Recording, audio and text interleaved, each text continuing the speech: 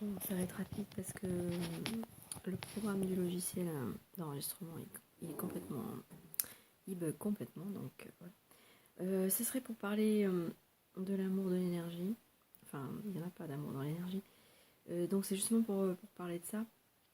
C'est pleine nuit, donc je suis encore un petit peu emmerdée, mais bon, j'ai laissé faire le truc. Parce que l'énergie, c'est ça, en fait. Donc, je suis à moitié, vous voyez, j'ai une tronche de déterré, à moitié zombie. Euh, L'énergie, elle a une volonté du type masculin, c'est-à-dire la foudre de Zeus, quoi. Chercher le chemin le plus court pour atteindre la cible. J'ai rien contre les hommes, hein, voilà. Mais bon, après, c'est la fonction reproductive masculine qui veut ça. Ça n'a rien de psychologique et c'est pas pour atteindre du tout la psychologie de l'homme.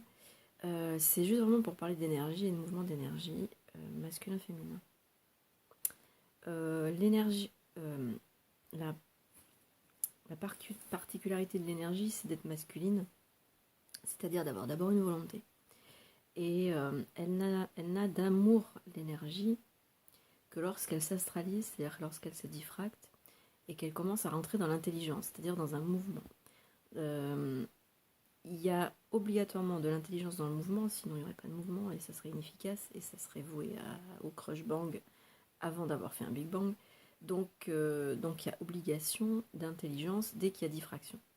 Donc l'énergie qui se diffracte, qui n'est plus une mais deux, donc se diabolise, diable, va obéir à une volonté de mouvement, et c'est dans le mouvement que se crée l'intelligence. Sur Terre, c'est la même chose, c'est-à-dire que quand la volonté réelle apparaît, émerge dans la conscience, ça produit de l'intelligence et ça va produire ensuite de l'amour. Mais c'est le mouvement de l'intelligence qui est l'amour en fait. C'est-à-dire que dans les premiers mouvements, c'est dans la première chute, avant la deuxième chute qu'est la matière, dans la première chute de l'énergie, il y a donc ce mouvement qui est une production d'intelligence, qui est en soi l'amour. C'est-à-dire que ça sécurise l'énergie. Quand elle se diffracte, l'énergie est sécurisée parce que dans cette intelligence, elle va pouvoir produire des choses grâce aux opposés qui vont être mesurées et accomplir une efficacité qui est propre à la volonté de l'énergie. Voilà. Donc après, nous, sur la matière, les mêmes principes valent. On va être aussi, quand on parle pas de la volonté subjective, parce que c'est totalement polarisé, mais quand on va recevoir une volonté objective, donc réelle, on va ressentir cette émergence par bombardement photonique de la volonté qui se met en mouvement par donc les particules subatomiques, mais il y a quand même une pureté de l'énergie qui passe à ce moment-là, et qui est quand même très volontaire et qui va être de l'ordre du viol. Voilà. C'est-à-dire qu'il y a une énergie tellement masculine et tellement masculine sans psychologie de l'énergie. Les hommes aujourd'hui sur Terre sont très psychiques, très psychologiques. Ils n'ont pas une prédation comme l'énergie a lorsqu'elle émerge dans la volonté réelle dans l'homme, dans l'homme générique, hein, homme-femme. Je dirais que les femmes dans le genre homme, dans le genre humain, ont doublement la capacité à comprendre ce que c'est que de maîtriser l'énergie du vide, parce qu'elles sont déjà habituées à canaliser l'énergie des hommes matériels, des hommes physiques. Parce qu'un homme physique, si une femme ne le canalise pas, ça sera très compliqué, quoi. Voilà. Après, un homme est canalisé pas forcément par la femme, mais par son éducation, par toute la psychologie qui s'est construite dans la civilisation. Mais c'est vrai que du coup, quand même, il y a certaines femmes qui sont quand même obligées de surenchérir au conditionnement de la civilisation pour canaliser l'énergie de l'homme. Et une femme, donc, a déjà cette habitude de canaliser l'homme, donc elle pourra plus facilement savoir comment canaliser la masculinité de l'énergie qui est en effusion depuis le centre de l'atome. Une femme donc pourra mieux expliquer à un homme comment recevoir l'énergie de l'esprit, enfin, l'énergie de l'esprit, ou alors plutôt l'esprit de l'énergie, hein, si on veut être un peu plus précis, parce que si on reste dans les termes de dire que l'esprit, que l'énergie c'est de l'esprit, alors on astralise l'énergie. Et c'est vrai que comme on va rentrer dans la dépolarisation, astraliser l'énergie, c'est quand même la polariser au niveau de la perception.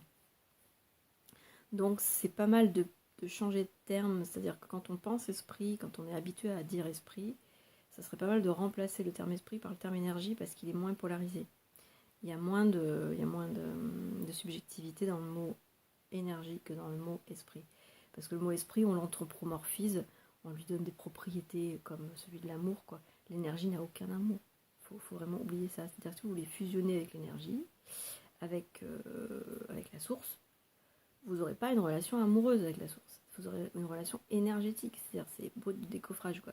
Il n'y a aucun sentiment là-dedans, il n'y a aucun sentimentalisme, aucun romantisme, aucun cuicui, les petits oiseaux, coucou, nous sommes amoureux, tout ça. Enfin bon, c'est une alliance pourtant, c'est ce qu'on appelle la nouvelle alliance dans le Nouveau Testament ou même dans l'Ancien Testament. Mais cette alliance, elle est énergétique. Bon, on parlera pas de l'ancienne alliance parce que c'était un truc tout à fait dans les rails du conditionnement de la polarité. La nouvelle alliance, elle doit être non polarisée.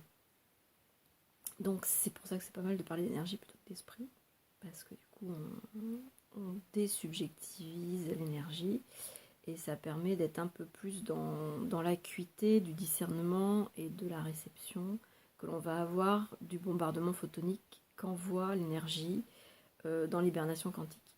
L'hibernation quantique, c'est cette disposition dans laquelle se met l'ego quand il a commencé à ressentir la présence de la volonté réelle, c'est-à-dire la présence de l'énergie volontaire et intelligente dans son corps, et que ça commence à produire des choses très très très très différentes de ce qu'il est habitué à connaître dans la psychologie subjective.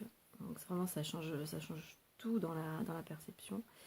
Et l'être humain est donc, que ce soit un homme ou une femme, l'être humain est féminin. Et l'énergie est masculine. Voilà.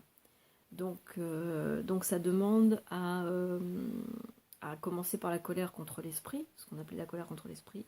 Donc ça commence par une canalisation de l'énergie, c'est-à-dire que l'ego, donc l'ego féminin, va devoir canaliser et maîtriser l'afflux de bombardement photonique qui vient de l'énergie masculine. Voilà. C'est quelque chose qui peut être assez violent, qui peut être assez agressif, parce que vraiment c'est de la prédation. Hein. L'énergie, c'est de la prédation, c'est-à-dire c'est la foudre, elle cherche le plus court chemin, le plus court et le plus rapide pour atteindre la Terre, c'est-à-dire pour fusionner. Donc le principe de l'énergie, si vous voulez mieux comprendre comment fonctionne, quelle est la psychologie de l'énergie, si on peut parler de psychologie, à ce niveau-là, c'est plus de la psychologie, mais c'est vraiment autre chose. Nous, les humains, on parlait de psychologie, mais bon, si on peut anthropomorphiser l'énergie, on peut encore parler de psychologie de l'énergie. Mais donc, si on veut comprendre un peu la psychologie de l'énergie, c'est vraiment typiquement le fonctionnement de la foudre qui s'abat sur la Terre. Voilà. Donc, ça fait pas de cadeau, ça passe ou ça casse, c'est marche ou crève, donc il n'y a aucun amour là-dedans. C'est-à-dire qu'il faut vraiment se dire que si on a encore envie d'avoir une relation amoureuse avec l'énergie, il faut vraiment se dire que l'astral, c'est vraiment le meilleur moyen d'avoir une relation amoureuse avec l'énergie. donc, je veux dire, si on commence à polariser l'astral en disant l'astral c'est méchant, c'est pas bien et tout, et si on veut de l'amour en plus, ça va pas le faire, on va pas y arriver. On va pas comprendre quelles sont les différentes strates de l'énergie dans son non-mouvement, son mouvement et ensuite sa matérialisation dans le manifesté. Voilà, je vais pas en dire plus parce que je suis super fatiguée, je crois qu'il doit être 3h du mat. J'ai été réveillée à 1h du matin sur ce qui s'appelle je sais plus, la pureté de l'énergie ou un truc comme ça. Et puis l'altération par la polarité du subatome. Voilà, donc ça s'arrête là, et puis mais je vais aller faire dodo parce que là ça commence à bien faire. Cette agression photonique, ça commence à me prendre la tête. Voilà, ciao ciao.